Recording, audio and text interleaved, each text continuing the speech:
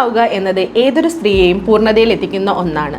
പ്രസവാനന്തരം അമ്മ അനുഭവിക്കുന്ന ഡിപ്രഷനെ കുറിച്ച് നിങ്ങൾ കേട്ടിട്ടുണ്ട്. സോ അതാണ് പോസ്റ്റ്പാർട്ടം ഡിപ്രഷൻ.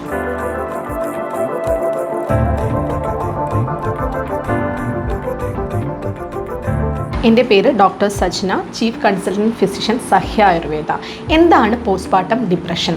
സ്ത്രീകളിൽ കാണുന്ന hormones progesterone, oestrogen and oxytocin, ഈ ഹോർമോണുകളുടെ പെട്ടെന്നുള്ള താഴ്ചയാണ് അല്ലെങ്കിൽ കുറവാണ് നമ്മളെ ഡിപ്രഷനിലേക്ക് നയിക്കുന്നത്.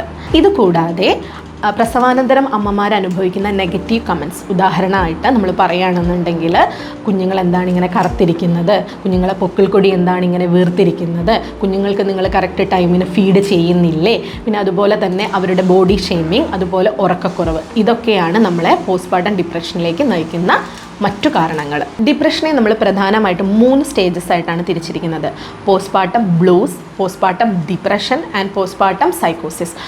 ഇതിൽ ഏറ്റവും സീരിയസ് ആയിട്ടുള്ള കേസാണ് പോസ്റ്റ്പാർട്ടം സൈക്കോസിസ്. നമ്മൾ കേട്ടിട്ടുണ്ടാവും, അമ്മമാർ ആത്മഹത്യ ചെയ്യാൻ ശ്രമിക്കുന്നു, കുഞ്ഞുങ്ങളെ കൊല്ലാൻ ശ്രമിക്കുന്നു. ഇതൊക്കെ നമ്മൾ പോസ്റ്റ്പാർട്ടം സൈക്കോസിസിൽ വരുന്നതാണ്. Postpartum blues and postpartum depression, അത് നമുക്ക് ഒരു 60 ഡേയ്സിൽ നമുക്ക് അവരിൽ നിന്ന് കുറച്ച് കൊണ്ടുവരാൻ പറ്റും.